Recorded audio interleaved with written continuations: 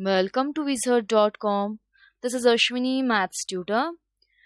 Our question is write the next term in the series.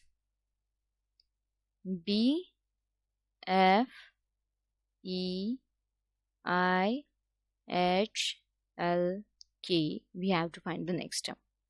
Now here we can check that if we skip,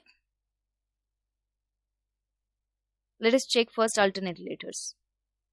So if we skip C and D, E will be there. After E, if we skip F and G, H is there. After H, if we skip I, J, K will be there. Okay. Now, after F, if we skip G and H, I will be there. Okay. After I, if we skip J and K, L will be there. So after L, if we skip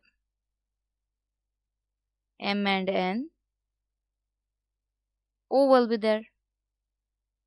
Hence, B, F, E, I, H, L, K, O is the next term in the series.